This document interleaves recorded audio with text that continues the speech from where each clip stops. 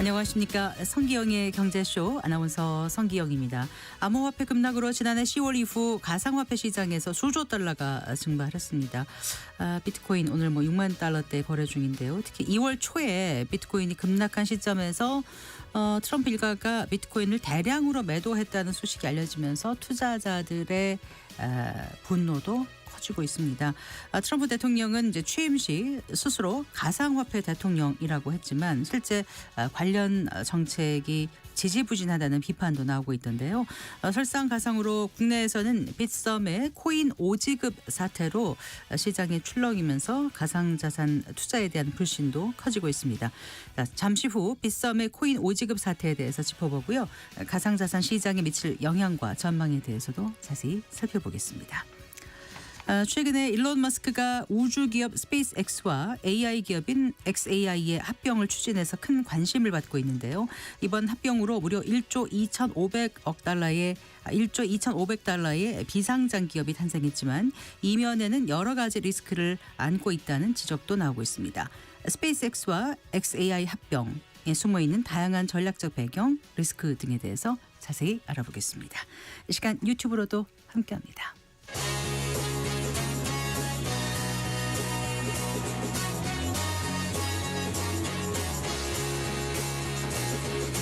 경제 시야를 넓혀드립니다. 투자의 지름길을 안내합니다. 돈 되는 정보를 발견하는 시간. KBS 1라디오 경제쇼.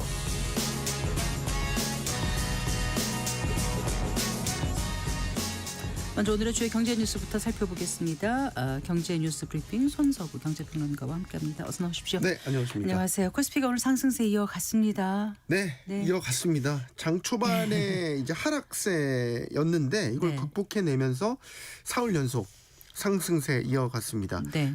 오늘 지수부터 말씀드리면 코스피가 막판에 또 조금 상승폭이 올랐습니다. 그러면서 1% 상승해서 5,354.49. 코스닥은 또 막판에 약간 또 떨어졌습니다. 그러면서 보합 수준이긴 합니다. 0.03% 하락한 1,114.87 각각 기록했고요. 수급은 최근에 계속 똑같습니다. 외국인 기관 동반 매수, 개인은 매도. 오늘은 좀 외국인 매수폭이 좀 확대되는 모습이었고요. 네. 간밤에 미장에서 뉴욕 증시에서 기술주가 또 다시 조정을 또 받았어요. 그러면서 장 초반에는 투심이 그렇게 좋지는 않았습니다. 그러면 삼성전자, 하이닉스, 모디 약세로 시작했고 코스피도 강세 출발했지만 이내 하락 전환. 그러다가 이제 외국인이 매수세를 좀 확대하면서 상승 전환하고 오후에는 1% 이상 좀 상승폭을 좀 확대하면서 5,360선도 장중에는 넘어섰습니다. 네. 하지만 이제 설 연휴 앞두고 있는 상황이기도 하고 그동안 이제 단기 급등에 따른 피로감도 좀 누적돼 있기 때문에 일정 지수 이상을 오르면 매물이 또 나와서 또 다시 눌리고 그러다 다시 또 오르고 이제 이런 양상이 계속 반복되고 있는 상황이고요. 그래도 이제 코스피 전체적으로 보면 오늘 상승 업종이 더 많았고 상승 종목 수가 더 많았습니다. 오늘 시총 상위주에서는 현대차가 오랜만에 5% 이상의 급등세를 보이면서 오늘 주가 50만 원 선을 회복을 했고요. 지금 이제 실적 시즌이고 배당에 관심이 가는 시즌이어서 오늘 통신주, 그다음에 금융주 상대적으로 강세 보였습니다. 정부가 집중적으로 물가 관리하기 위해서 정부 합동 태스크포스 출범시킨다면서요? 네, 그렇습니다. 범정부 차원의 이제 민생 물가 특별 관리 TF를 가동을 한다. 의장은 구윤철 경제부총리가 맡게 되고요. 이제 올해 상반기에 집중 운영에 들어갈 계획인데 이번 TF가 출범하는 목표는 이렇습니다. 물가 상승률 자체가 이제 많이 낮아졌음에도 불구하고 누적된 인플레이션 그리고 먹거리 물가 부담이 여전히 크다. 이런 상황을 반영한 조치이고요. 말씀드린 대로 올해 1월 소비자 물가는 2%까지 떨어졌습니다. 이게 이제 목표치까지 낮아지긴 했는데 그동안 누적된 물가 상승 압력은 여전하죠. 그래서 최근 5년 동안 소비자 물가는 16.8% 올랐고요. 농축산물은 21%, 가공식품 24%, 외식 물가가 25% 오르는 등 민생 부담이 지속되고 있다는 판단입니다. 네.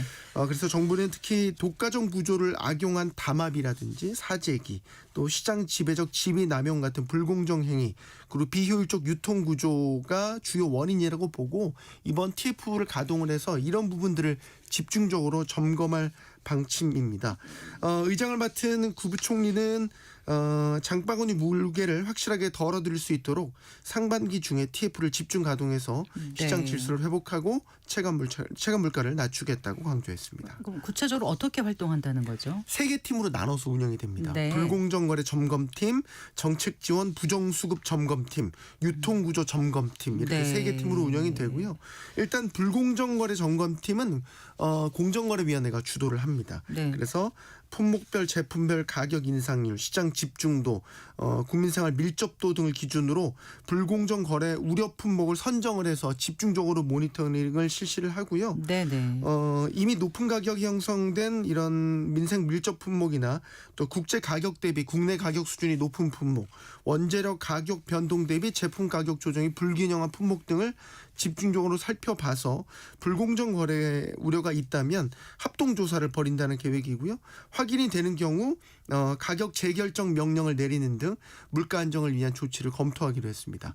네. 이제 부정수급 점검팀은 이제 재경부가 이끌게 되는데 할당 관세라든지 할인 지원, 정부 비축 같은 정부의 주요 물가 안정 정책의 이행 실태를 점검을 하고 이 네. 과정에서 부정수급이 적발되면 수사 의뢰, 개선 방안을 마련하기로 했고요. 마지막으로 유통구조 점검팀은 이제 농식품부 차관 주도로 농산물 등 주요 품목의 유통 단계 실태 조사 그리고 정보 공개를 확대합니다. 네. 그 신규 고용이 1년여 만에 최소 폭으로 둔화됐다고요? 네. 예. 이게 이제 1월 고용 동향이 오늘 발표됐는데요. 일단 15세 이상 취업자 전체 2,798만 6천 명으로 집계됐습니다. 1년 전보다 10만 8천 명 증가했습니다. 이게 이제 13개월 만에 가장 작은 증가폭입니다. 연령대별로 보면 이제 15세에서 29세까지의 청년층 취업자가 17만 5천 명 감소했습니다. 네. 청년층 고용률은 43.6%, 1년 전보다 1.2%포인트 하락했고요. 1월 기준으로는 코로나 이후 5년 만에 가장 낮았습니다. 그리고 고용률 자체도 현재 21개월 연속 계속해서 하락하고 있는 추세. 네. 이제 우리 고용의 고질적인 문제, 청년층 고용이 부진하다는 거, 그리고 60세 이상 고령층의 고용만 늘어나고 있다라는 건데 지난달에는 이제 60세 이상 취업자도 그렇게 고용이 좋지 않았습니다. 그렇군요. 14만 1,000명 늘었지만 5년 만에 증가폭은 가장 작았다는 거. 지난해 60세 이상 취업자가 월별로 보면 20만에 40만 명대 이 순에서 왔다 갔다 했는데 확연히 줄어든 모습이고요. 왜 이렇게 줄었을까요? 한파 영향이 있는 것으로 해석을 합니다. 지난달에 네. 한파가 좀 있었기 때문에 노인분들에게는 활동성이 좀 떨어지는 시기 이런 것들이 좀 고용이 부진한 영향으로 작용을 했고요. 저는 이제 이 부분이 가장 눈이 갔습니다. 이걸 이제 산업별로 나눠서 보면 네. 전문직, 과학기술, 서비스업에서 취업자가 9만 8천 명 줄었습니다. 그래요. 이게 산업분류 개편 이후 가장 큰 폭으로 감소를 했는데 이에 대해서 국가데이터처가 AI 영향이 일부 있었다라는 이제 역시나 분석을 영향을 내놓은 미칠 거예요. 수밖에 없군요. 네. 네. 예를 들면 이제 전문 서비스업 같은 부분에서 이제 인공지능 발전으로 신입 직원 채용이 줄어든 영향이 있었다라는 게 바로 데이터처의 추정입니다. 네. 자, 이 밖에 뭐 제조업 2만 3천 명, 건설업은 2만 명 각각 줄어들면서 제조업 19개월 연속, 건설업은 21개월 연속 감소세를 이어갔습니다. 네. 전반적으로 고용 사정이 좋지 않은 상황에서 지금 구직을 포기한 그 쉬었음 인구도 역대 최대로 늘어났다면서요. 네, 그렇습니다. 지난해 비경제 활동 인구 중에서 쉬었음 인구가 278만 4천 명. 네. 1년 전보다 11만 명 늘어서요. 2003년 관련 통계 작성 이후 가장 큰 규모입니다. 특히 이제 청년층의 쉬었음 인구가 46만 9천 명으로 5년 만에 가장 많아졌다는 거. 60세 이상을 제외하면 이제 청년층 쉬었음 인구가 전 연령층에서 가장 많았습니다. 이게 쉬었음 인구가 아까 이제 비경제 활동 인구라고 말씀드렸잖아요. 그러니까 실업률 계산에서는 이게 빠집니다. 네네. 그래서 이제 실업률 자체는 낮게 나오더라도 이렇게 쉬었음 인구가 계속해서 많아진다라는 거는 네. 실제 체감상에서의 고용 사정은 더 나빠지는 상황이다. 이렇게 네. 볼 수 있는 것이죠. 이렇게 이제 고용 시장 좋지 않은데 수출은 최대 실적 계속 경신해 나가고 있다면서요? 네, 이달 초순 1일부터 10일까지 이제 수출을 집계를 해보니까 1년 전보다 40% 이상 증가한 214억 달러로 집계가 됐습니다. 이게 관련 통계를 작성하기 시작한 2016년 이래 역대 최대 규모이고요. 역시 반도체 슈퍼호황 효과입니다. 네. 1일부터 10일까지 이제 반도체 수출액만 집계를 해보니까 67억 달러, 전년 동기 대비 137% 급증했습니다. 네. 요렇게 1일부터 10일까지 집계한 반도체 수출액이 60억 달러 넘은 게 이번이 처음이라고. 네. 이걸 한화로 환산을 하면요. 예. 10일 동안 반도체 수출로만 10조 원을 번 겁니다. 전체 수출액 중에서 반도체가 차지하는 비중이 31.5%, 전년 동기 네. 대비 12%포인트나 증가했습니다. 그랬을까요? 한국개발연구원 KDI에서 올해 우리나라 경제 성장률 전망치를 상향 조정했다면서요? 네, 그렇습니다. KDI가 이제 오늘 2026년 2월 경제 전망 수정치를 발표를 했습니다. 네. 올해 한국 경제 1.9% 성장할 것으로 전망했습니다. 이게 지난해 11월 전망치보다 0.1% 포인트 상향 조치를 한 것이고요. 요 1.9% 성장률은 앞서 이제 정부가 제시했던 2%보다는 소폭 낮고 한국은행이 제시한 1.8%보다는 또 높은 수준 딱 중간에 머물러 있고요. IMF 전망치랑 동일합니다. 네. 성장률을 이제 상향한 그 근거는 수출 호조. 그 중에서도 역시 반도체 수출. 네. 네. KDI는 총 수출이 반도체 경기 호조를 반영해서 기존 전망보다 0.8%포인트나 높은 2.1% 증가할 것이다. 이렇게 예상을 했고요. 네. 설비 투자도 많이 오를 걸로 봤는데 이것도 역시 반도체 관련 투자가 늘면서 기존 2%에서 2.4%로 0.4%포인트 상향 조정했습니다. 민간 소비는 금리 인하 또 실질 소득 개선 효과와 시차를 두고 나타나면서 네. 기존보다 0.1%포인트 높여 잡은 1.9% 성장할 것으로 전망했는데요. 예. 반면에 이제 역시 건설 투자는 우리 경제 발목을 잡는 요인으로 지목을 했습니다. 올해 건설 투자 성장률 전망치를 기존 2.2%에서 0.5%로 1.7%포인트나 대폭 낮춰 잡았습니다. 지난해 건설 투자가 마이너스 9.9% 역성장했거든요. 기저 효과를 고려하면 이제 사실 올해도 플러스이긴 하지만 사실상 뭐 제로에 수렴한다고 봐야 되겠고요. KDI는 앞으로 우리 경제의 주요 위험 요인으로는 미국 관세 정책, 환율 변동성을 꼽았습니다. 네네. 미국의 관세 인상 폭과 시기에 대한 불확실성이 여전히 크다라는 점, 그리고 달러 원 환율이 1,400원대 중반을 기록하는 등 변동성이 확대되고 있기 때문에 환율이 예상보다 높은 수준을 지속할 경우에는 물가 안정 목표치 2%를 상회할 가능성도 배제할 수 없다고 내다봤습니다. 네, 잘 들었습니다. 고맙습니다. 감사합니다. 경제뉴스 브리핑 손서구 경제평론가와 함께했습니다.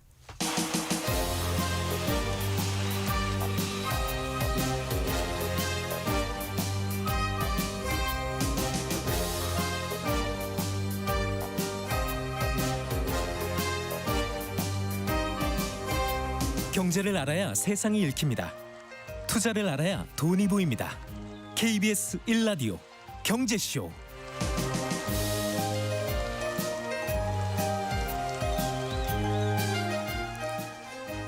4시 19분입니다. 가상화폐 시가총액 1위인 비트코인 하락세가 길어지고 있습니다.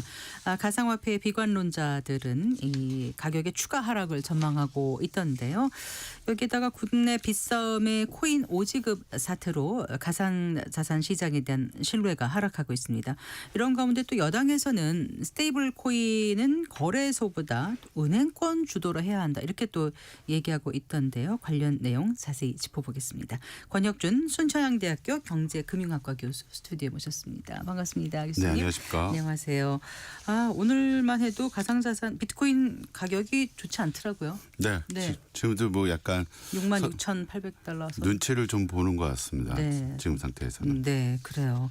그 비트코인 가격이 지난해 10월인가요? 그때 이제 12만 6천 달러였었나요? 맞습니다. 우리 돈으로 당시 1억 8천만 원까지 맞습니다. 올랐었는데 지금 6만 6천, 그러니까 6만 달러 후반에서 7만 선 아슬아슬을 지금 하지 않습니까? 네, 우리 맞습니다. 돈으로 이제 1억이 지금 안 되고 있는 상황인데 이런 거의 반토막이라고 할 수 있지 않습니까? 맞습니다. 네, 이렇게 폭락한 이유를 지금 어떻게 분석해 주시겠어요? 우선 지난 5일간 그 7만 달러 선이 무너진 건 시장의 여러 가지 요인이 겹쳐진 결과입니다. 네.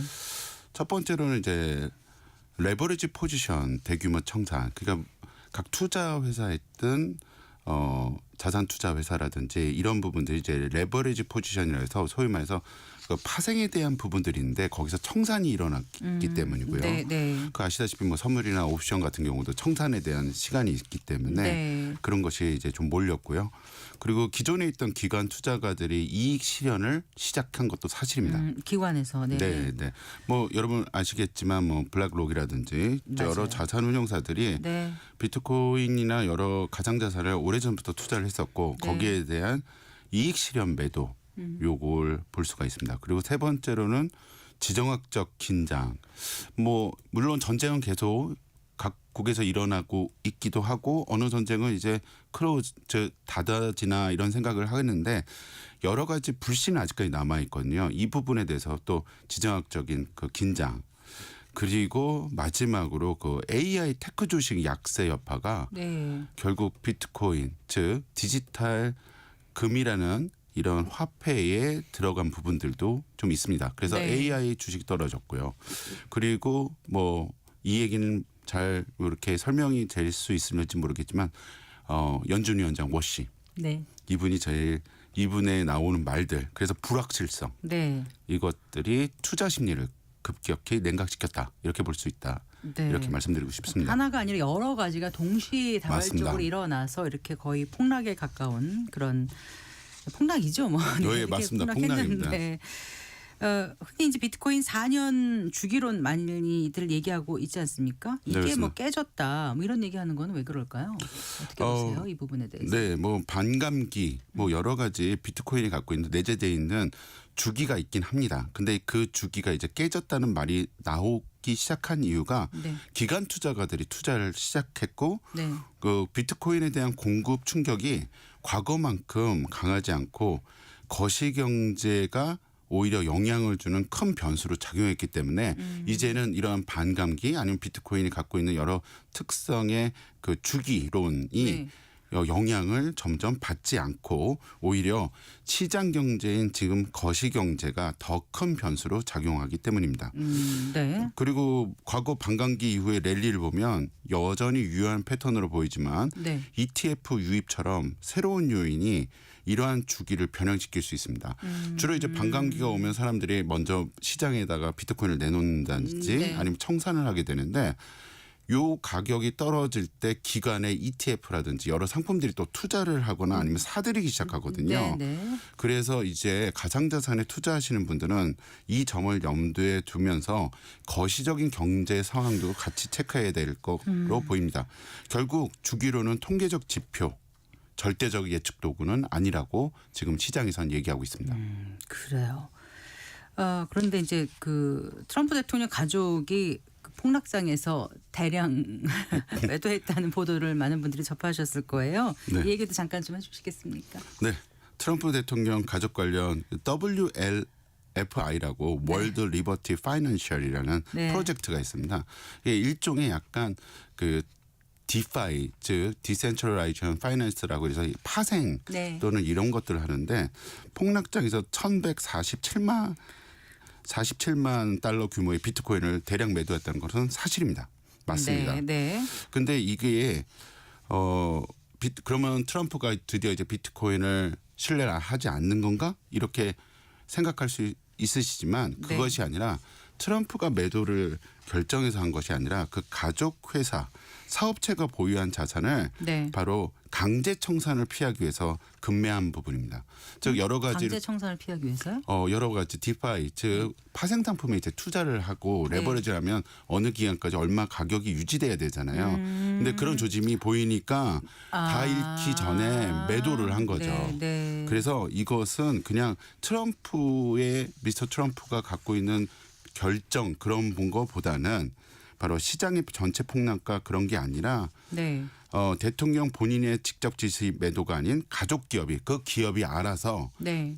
청산 이전에 매도를 했다. 근데 그게 시장 전체의 폭락과 같이 타이밍이 맞물려서 네. 사람들이 트럼프가 드디어 비트코인을 버린 건가 이런 네. 생각을 하는데 그건 저는 아니다. 아닙니다. 예. 네, 네. 어쨌거나 스스로 가상화폐 대통령이라고 얘기했었는데 친가상화폐 정책을 펴왔고 그렇게 했는데 또 공약으로 또 비트코인 구축 그러니까 그 국가 비축 네네. 그거를 내걸지 않았습니까? 네, 근데 맞습니다. 그 기조를 이어간 어떤 구체적인 어떤 액션 플랜 같은 게 지금 나오고 있는 거예요? 어떤 거예요? 물론 그런 얘기를 했었죠. 비트코인 국가 비축. 네. 그리고 공약을 내서서 우리나라에서도 과거 대통령 선거 때 이런 얘기들이 있긴 했었는데 2026년 2월 구체적인 진척은 솔직히 없습니다. 점점 뭐 매입을 한다는 루머라든지 뭐 여기에 대한 계획을 세운다는 그 루머는 있지만 공식적인 확인은 아직까지 없습니다. 이 이유는 바로 중간 선거. 네. 네, 그래서 그 중간 선거 전에 추진할 가능성은 있지만 기존에 있던 재무부 반대 그리고 이것을 실행함으로써 달러가 풀리게 되면 인플레이션 우려가 있기 때문에 이러한 부분에 대한 여러 가지 거시적인 걱정이 있어서 약간 좀 스텝 바이 스텝 또는 시장 상황을 좀 약간 보고 있는 것 같습니다. 그래서 아직까지는 근데 제가 봤을 때는 중간 선거 이전에 공약으로 나오지 않을까 약간 좀 생각을 하고 있습니다. 아 그래요. 네네. 네. 그게 또 시장의 어떤 움직임을 좀 가를 수도 있겠네요. 네, 그렇습니다. 왜냐하면 청취자분들 잘 모르시지만 RWA가 이제 시작이 됐거든요. 네. 리얼 월드 에셋이라고 해서 실물 자산 토큰화라고 해서 이러한 것들이 적용되게 되면 결국 결제단에서 쓰일 것은 네. 뭐 USDT가 됐든 아니면 비트코인이 됐든 어떠한 그 신뢰를 줄 수 있는 가상자산이 RWA를 매입할 수 있는 여러 가지 수단으로 스테이블 코인이든 비트코인이든. 네, 그렇죠. 네. 보이기 때문에 기간 채택이 아마 이런 부분들이 바로 얘기가 되면서 채택될 가능성도 있고 그러면 그것을 투자하기 위한 국가적인 비축도 필요성이 나올 거라고 생각이 됩니다. 네. 그런데요, 그 양자 컴퓨터가 비트코인 블록체인 보안을 무력화할 수 있다는 얘기가 한때 있었지 않습니까? 네네. 다 내려갔다가 잠잠해졌다가 다시 요즘 그 우려가 나오고 있는 건 왜 그렇습니까? 양자 컴퓨터 같은 경우는 솔직히 비트코인이 맨 처음에 나왔을 때도 몇몇 사이언티스트 또는 과학자들이 아니면 학자들이 양자 컴퓨터 나오면 거기에 대한 해시라든지 여러 가지 이론적으로 그것이 위협이 될 수 있다라고 얘기는 계속되어 오고 있습니다. 네. 하지만 2026년 현재는 실용적인 단계나 아직까지 블록체인 메인넷이 양자 컴퓨터에 의해서 또는 해킹이 당했다거나 아니면 여러 가지 위협이 됐다는 것은 아직 나오지 않고 있습니다. 네. 그만큼 이제는 비트코인 커뮤니티가 이것에 대해서 주소를 재사용하거나 아니면 아시다시피 비트코인 같은 경우 이 메인넷의 구성원들이 네. 다 개별로 움직이기 때문에 투표를 통해서 프로토콜을 또 바꿀 수가 있거든요. 아, 그러니까 어떠한 위험이 닥치기 전에 소위 말해서 대중의 지식에 의해서 네. 프로토콜이 바꿀 수 있기 때문에 이러한 부분들은 솔직히 걱정하실 필요는 없다고 봅니다. 제가 맨 처음에 2013년도에 블록체인을 처음으로 학회에 가서 튜토리얼 할 때 네. 보안 교수님이나 컴퓨터 사이언스 교수님이 이제 양자 컴퓨터 얘기를 하셨는데 네. 저는 그때쯤 그것을 해시를 깰 때쯤 저는 한국 하늘나라에 있지 않을까요? 뭐 그런 얘기를 농담삼아 했었는데 그 정도로 아하. 그 집단 지성이 이러한 부분들에 대한 보안 아시다시피 집단 지성이 결국 비트코인을 만들어냈고 네. 이런 것들이 다 보완이 되기 때문에 아직 걱정할 필요는 없으시다 이렇게 얘기하고 싶습니다. 알겠습니다. 대응 시간이 충분합니다. 충분해요. 어느 네. 정도일까요? 대응 시간이? 네. 양자 컴퓨터의 발전 속도나 이런 부분을 봤을 때 비트코인에 있는 해시 또는 암호화, 머클트리가 같이 대응을 하게 된다면 글쎄요. 그게 깨지게 되는 거는 솔직히 속단하기는 어렵습니다. 그 기간을. 왜냐하면 그만큼 또 이 커뮤니티 또 그리고 이 비트코인 메인넷이라든지 다른 가상자산의 메인넷들이 또 발전을 하고 네. 있거든요. 그래서 업그레이드 계속 한다는 업그레이드합니다. 거잖아요. 네. 네. 그래서 이것을 단언할 수는 없습니다. 네. 그 지난해까지만 해도 이제 에브리띵 랠리라는 말을 하면서 자산 시장이 다 같이 함께 움직였는데 최근에 이제 가상 자산만 좀 유독 약세를 보이고 있고 말씀하신 디지털 금이라고 불리는 비트코인 도 그렇고 금도 또 과거처럼 안전 자산이라고 보기에는 조금 좀 어려운 부분도 없지 않아 있어서 투자자들 입장에서 굉장히 곤혹스럽거든요. 맞습니다. 조심스럽고 가상 자산에 대해서 어떤 시선으로 바라봐야 될까요? 과거에는 초창기에 비트코인이 나왔을 때는 현물 자산과 따로 움직였습니다. 소위 말해서 금값이 오르면 비트코인의 가격이 떨어진다든지 주식 시장이 좋으면 뭐 비트코인이 떨어진다든지 이런 부분들이 있었는데 지금은 제도권에 들어온 현물 자산으로 인정을 받기 때문에 이제는 관점을 달리 하셔야 됩니다. 소위 말해서 금 가격이 여러 가지 올랐다가 내렸다가 이런 부분들이 보이는데 전 요즘 금값하고 네. 비트코인 가격하고 동기화되는 것을 약간 느낄 수가 있습니다. 동기화되고 있다고요? 예, 금값이 떨어지면 비트코인도 영향을 받고요. 네. 그러니까 여러 현물 자산에 대해서 비트코인이 영향을 받기 때문에 이제는 장기 보유와 변동성 관리 그리고 다각화 그러니까 꼭 비트코인만 다 사지 말고 네. 뭐 금이 됐던 아니면 주식이 됐던 네. 주로 그래서 포트폴리오상 투자하시는 투자가들은 비트코인 가상자산을 5에서 한 10% 정도 두시는 것이 여러 거시경제와 같이 움직이는 것을 보시면서 판단하시는 것이 좋다고 봅니다. 이제는 네. 같이 가고 있습니다. 네. 이게 참 어려운 전망인데요. 다시 이제 이전 가격을 회복할 것이다. 넘어서서 더 갈 것이다. 이런 주장도 있고 네. 아직도 바닥이 아니다. 이런 얘기도 있어요. 어느 네, 쪽에 더 무게를 두고 계세요? 교수님께서는요. 제가 한 2017년도인가 18년도에 그때도 하락장이 한 번 왔었는데 네. 그때 이제 다른 경제 TV에서 이제 방송을 했었을 때 저는 홀딩입니다라고 얘기를 해서 가지고 그때 댓글에 막 홀딩을 왜 하냐 막 이랬는데 네. 그때 홀딩하신 분들은 전부 다 부자 됐겠죠. 저도 약간 그런 생각을 하고 있습니다. 즉 말씀하신 대로 폭락했습니다. 네. 폭락을 했는데 저는 앞으로 8만 불에서 15만 불 범위를 예상을 좀 조심스럽게 점치고 있습니다. 근데 지금 이제 6만 얼마인데 네. 8만에서 12만 달러요? 15만 달러. 15만 달러? 네. 너무 레인지가 넓어서요. 근데 이제 6만 달러가 만약에 6만 달러 지금 하반기 때 6한 6천 그러니까 6만 달러가 만약에 깨지게 된다면 네, 네. 그때는 기간이 들어오게 됩니다. 네. 여러 가지 투자 기관들이 들어올 거기 때문에 뭐 15만 불은 어떻게 보면 좀 과대평가됐다는 얘기도 있긴 하지만 네. 지금 솔직히 올라가는 추세들 보면 과거에 있는 히스토리를 보시게 되면 15만 불 가까이 그래도 오르지 않을까 이런 생각도 좀 해보죠. 네. 근데 섣불리 판단하시지 네. 않고 거시 경제를 우선 중점으로 보셔야 됩니다. 이건 전망이 현재 가격은 너무 이제 고가였을 때보다 많이 떨어져 있는 상태인데 이런 가운데 지금 이제 빗썸에서 그 비트코인이 대량으로 잘못된 지급되는 사고가 있었고 무엇보다도 이제 가지고 있지 않은 흔히 말하는 유령 비트코인이 지급돼서 지금 논란이 커지고 있는데 네, 이게 그렇습니다. 회수가 가능한 건가요? 어떻습니까? 지금 현재 한 99.7%가 회수됐다고 그렇죠. 이렇게 네. 돼 있죠. 그리고 일부가 현금화 2차돼서 회수는 어렵다 뭐 얘기를 하는데 회사 자산으로 지금 보상 중인데요. 네. 이런 사고는 이제 중앙화된 거래소 뭐 우리나라 5대 거래소가 다 중앙화된 거래소죠. 네. 거기에 대한 취약성을 보여주고 있습니다.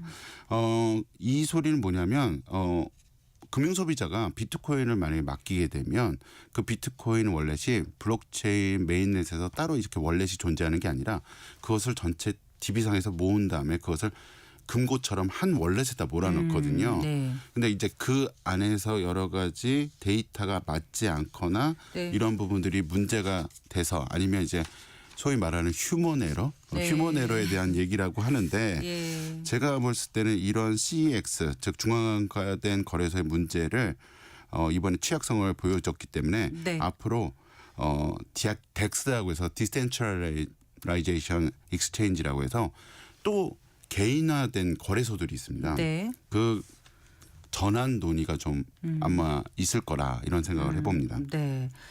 어쨌거나 지금 이제 빗썸에 대한 중징계는 물론 규제 강화에 대한 논의도 있고요. 빗썸 사태 때문일까요? 지금 이제 여당인 더불어민주당에서는 그 디지털 자산 기본법을 이달 중에 발의하겠다고 했는데 그 안에 가상자산 거래소의 그 대주주 지분 제한하는 내용, 그다음에 또 은행 중심으로 원화 스테이블 코인 컨소시엄 구성 내용을 이 있더라고요. 이 부분에 대해서 좀 잠깐만 얘기해 주신다면요.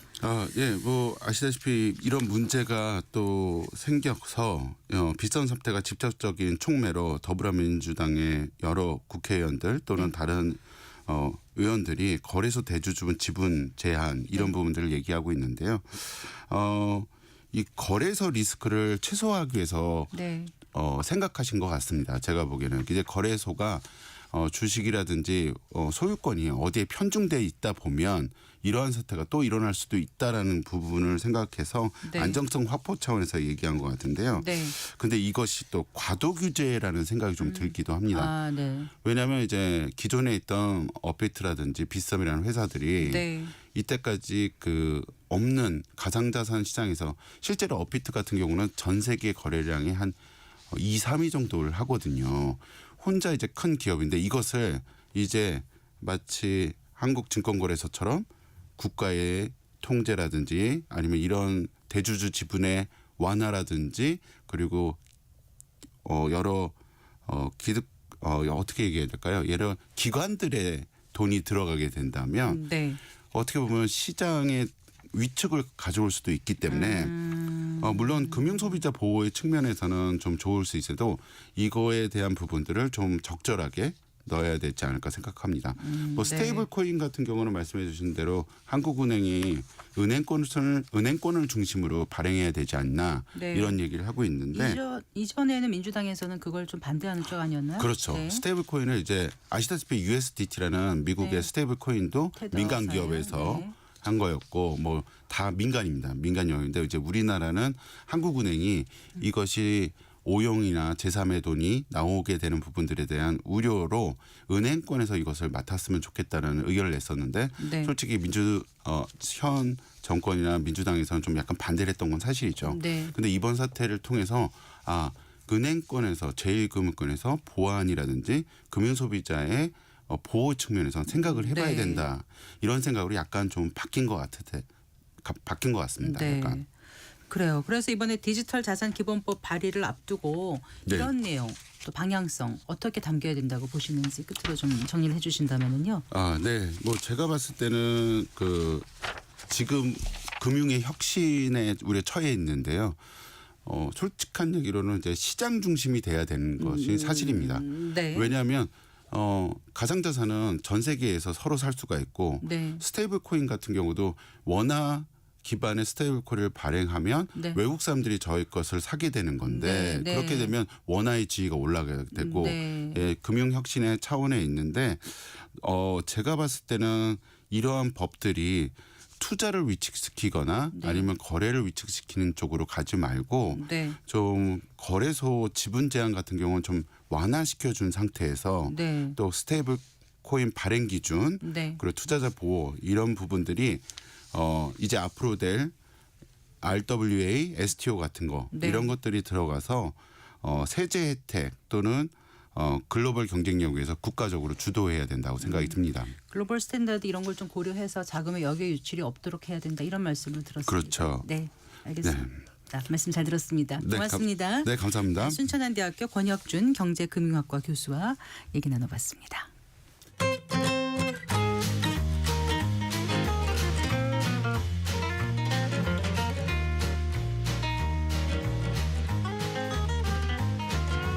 경제 맛집 투자 핫플. 지금은 돈 벌기 딱 좋은 시간. KBS 1라디오 경제쇼.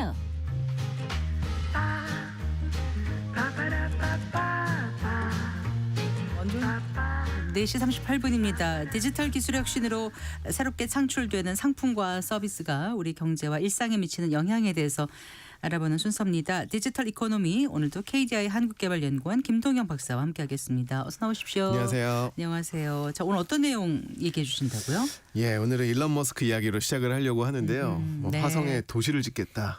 인간 뇌에 칩을 넣겠다. 이렇게 구현이 될 것 같기도 한데 조금 말이 안 되는 이런 얘기들을 많이 합니다.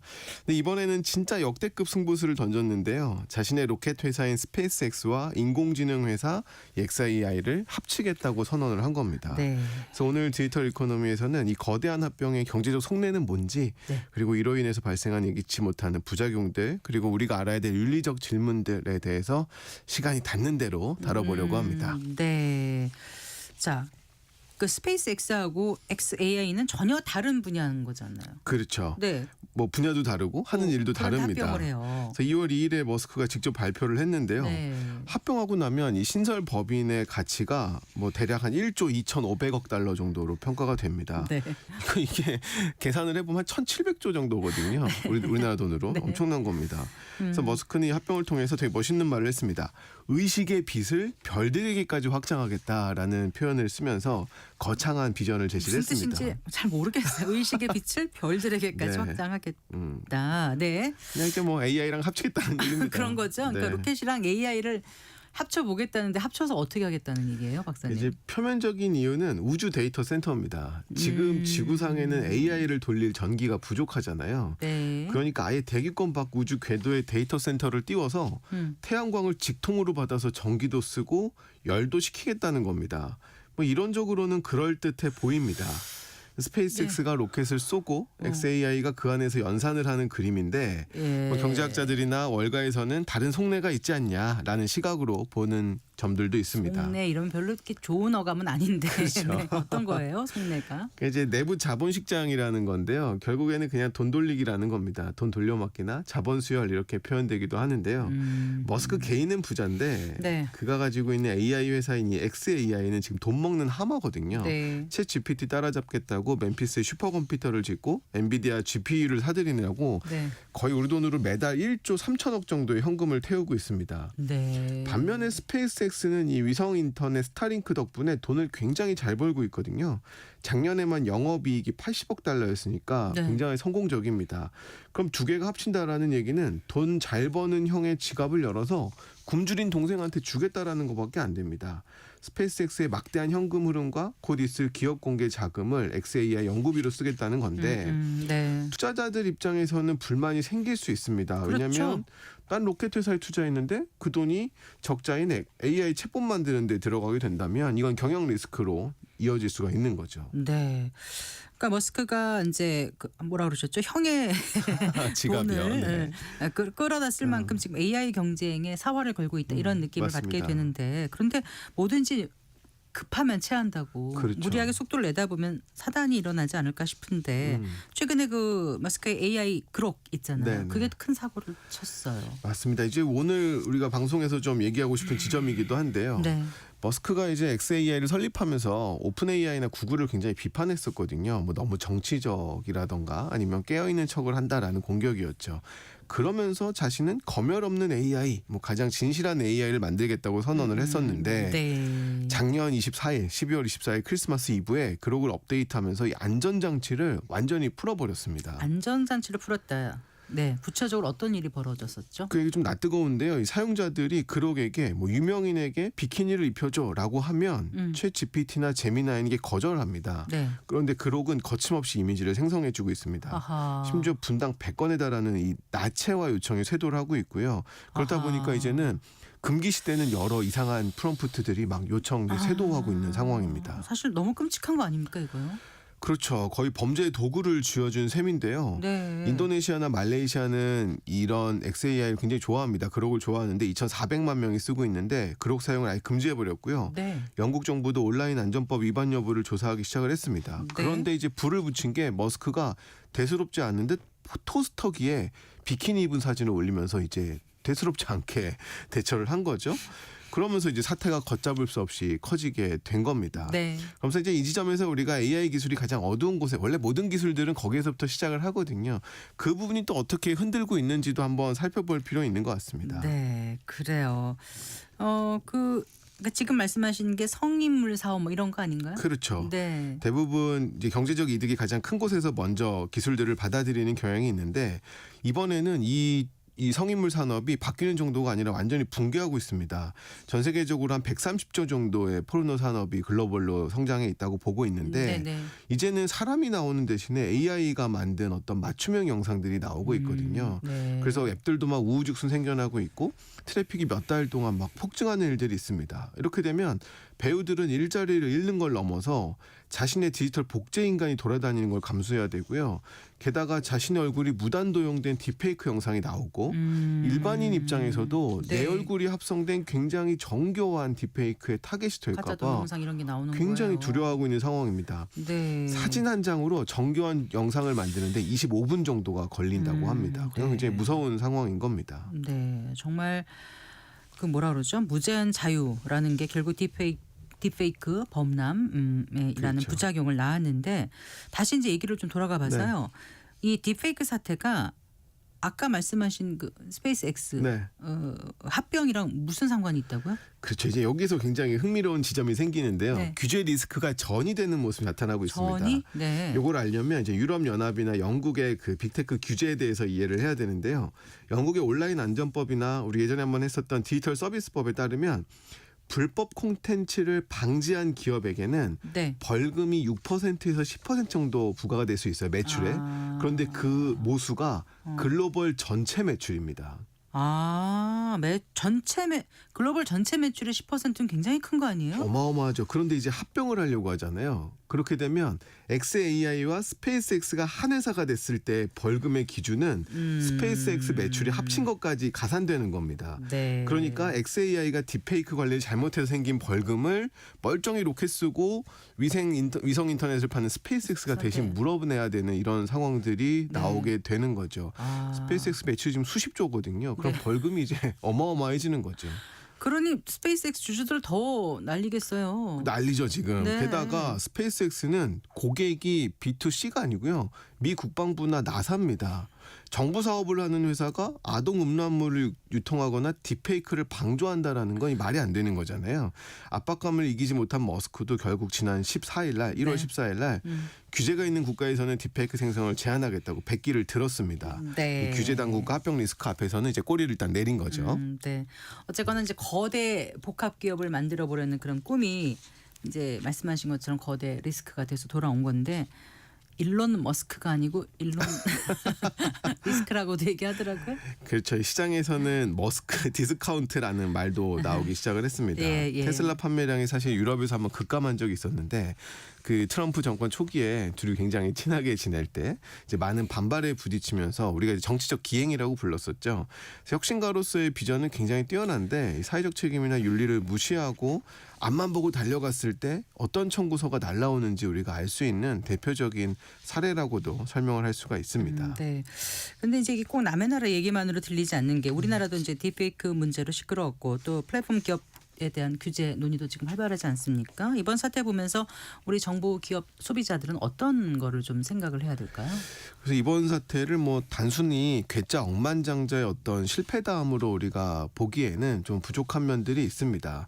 우리가 이거를 조금 더 일반화해서 해석을 해보자면 기술은 굉장히 빠른 속도로 발전하는데 이 법과 윤리가 따라가지 못한다라고 하는 어떤 문화 지체 현상으로 보는 사례로도 이해할 수 있을 것 같습니다. 그래서 이제 네. 이 원고를 준비하면서 정부나 기업, 소비자 요 세 가지 축에서 우리가 어떤 것들을 해야 되는지 한번 이야기를 해보는 것도 꽤 의미가 있다라는 생각이 좀 들더라고요. 기술은 빛의 속도, 법과 윤리는 달팽이 굉장히 저랑 천천히 기억하는- 가는 네, 거죠. 그러니까 서로 예. 이렇게 벌어지는 거죠. 그렇죠. 네. 네. 그 정부와 규제 얘기부터 잠깐 좀 해주실래요? 그 머스크가 영국과 EU 규제 때문에 100개 들었다고 하셨지 않습니까? 그러면 우리는 어떻게 해야 될까요? 그렇죠. 요즘 굉장히 어렵습니다. 이게 정부 입장에서는 뭔가 디테일하게 뭘 만드는 게 쉽지가 않거든요. 뭐 우리가 개인처럼 한 명 한 명이 모든 걸 다 보면서 할 수는 없다 보니까 모두에게 적용되는 원칙을 만들어야 되는 정부 입장에서는 참 고민이 많을 겁니다. 그래서 방향성에 대한 것들을 조금 더 강조하면서 디테일을 챙기는 정책들을 좀 만들어야 되는데요. 네. 저는 우리 정부가 영국의 온라인 안전법과 같은 유럽의 사례들을 조금 더 연구를 하면 좋지 않을까 생각이 듭니다. 네. 우리 영국 지금 유럽이 어떤 혁신에서 뒤처진다라는 이야기들을 많이 듣잖아요. 그것 중에 하나가 너무 강력한 법 때문이다라는 이야기를 하는데 여기서도 우리가 배울 것도 있고 조금 조심해야 되는 지점들이 분명히 있습니다. 네. 영국 이야기를 한번 해보면 영국은 이 법을 통해서 플랫폼 기업에게 주의 의무라는 개념을 도입을 했습니다. 네. 이걸 쉽게 얘기하면 네가 만든 놀이터에서 문제가 생기면 네 책임이야. 거기에서 아이들이 다치면 네가 다 책임지는 거야. 라고 하는 원칙입니다. 네. 이걸 어기면 이제 글로벌 매출의 최대 10%까지 벌금을 물릴 수가 있는 겁니다. 네. 머스크도 꼬리를 내린 거 보면 굉장히 효과를 본 셈이죠. 그런데 이제 여기에는 부정적인 면도 있습니다. 우리가 영국 사회에서 배워야 할 점인데요. 강력함의 부작용은 강력한 그 어떤 사회 통제가 될 수 있다라는 겁니다. 지금 영국에서는 이 법과 기존 법들이 이제 얽히면서 어떤 문제가 생기냐면 경찰이 시민들의 트위터 게시물이나 어떤 사적인 왓츠앱 대화까지 뒤진 일이 발생을 하게 된 겁니다. 네. 그러니까 사회 공익을 지켜야 된다라는 명분으로 일종의 하면 안 되는 어떤 선을 넘어버린 일들이 생기는 거죠.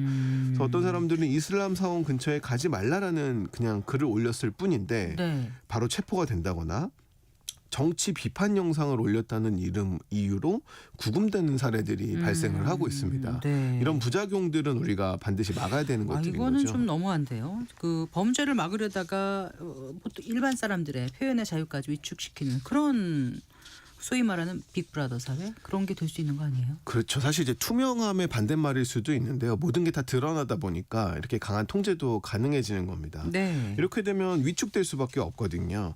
그래서 저는 이제 한국형 규제 모델을 만들어야 된다라는 입장인데 뭐 투트랙입니다. 오늘 아주 자세한 기준들을 다 얘기할 수는 없지만 네. 명백히 불법인 것에 대해서는 무관용 원칙이나 징벌적 손해배상을 분명 도입을 할 필요는 있습니다. 딥페이크 같은 거요. 그런 네. 거죠. 네. 그럼 이제 AI가 만든 것들에 대해서는 워터마크와 비슷한 어떤 표시를 함으로써 규제를 마련을 하고 이걸 어기면 굉장히 강하게 차단을 해야 되는데 네. 반대면에서는 또 안전장치를 둬야 됩니다. 자유로운 사고를 할 수 있도록 또 한편에서는 내버려 둬야 되잖아요. 빈대 잡으려다 초과 3등을 다 태우면 안 되니까요. 네. 그래서 어떤 기술의 맥락에서 그 스마트함을 발휘하는 규제 정책들 이럴 때는 조금 더 유연하게 적용할 수 있는 여러 원칙들을 세워놓고 그 원칙에 맞는 개입을 하는 투트랙 전략이 일단은 필요합니다. 네. 자, 그러면 이제 정부는 그렇고요. 기업은요? 기업들은 이제 이런 얘기 많이 합니다. 우리는 기술을 개발했기만 했고 사용한 건 사용자들이 나쁜 건데 나쁘게 사용한 건데. 왜 우리한테 난리냐라고 얘기를 할 수 있습니다. 네. 즉 과거에는 그 변명이 꽤 유효했습니다. 그런데 생성형 AI 시대에는 좀 어려울 겁니다. 머스크 사례만 보더라도요. XA라는 자회사가 딥페이크 관리를 잘못하니까 잘 나가는 모회사인 스페이스X의 정부 계약이 끊기는 이런 일들이 발생을 하는 거잖아요. 네. 투자자들도 이제는 기업을 평가할 때 기술력만 보는 시대는 좀 지난 것 같습니다. 이 회사의 AI가 혐오 발언이나 딥페이크를 얼마나 잘 통제하는가 이런 것들이 주가에 반영되는 AI ESG 시대가 오고 있기 때문에 기업들도 분명 이런 리스크 관리를 해야 되는 겁니다.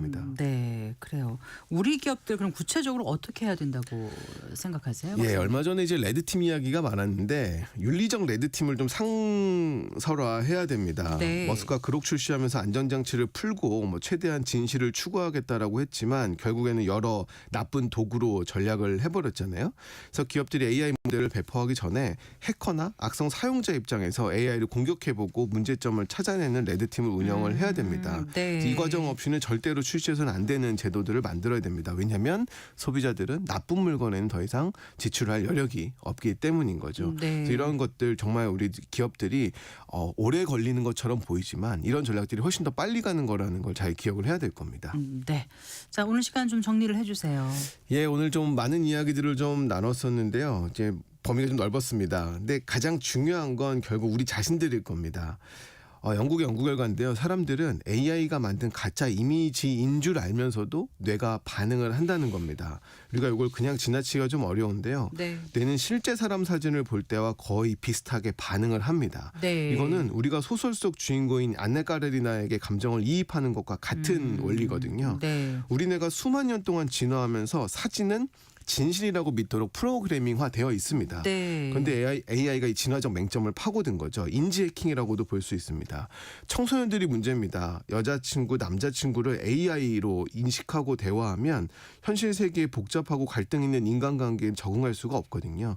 단순히 폰을 뺏는 게 능사가 아니라 현실의 즐거움을 알 수 있도록 노력을 해야 되는데 예. 가정과 학교에서 기계가 아닌 사람과 눈을 맞추고 대화하는 시간을 늘리는 것이 아마 출발점일 겁니다.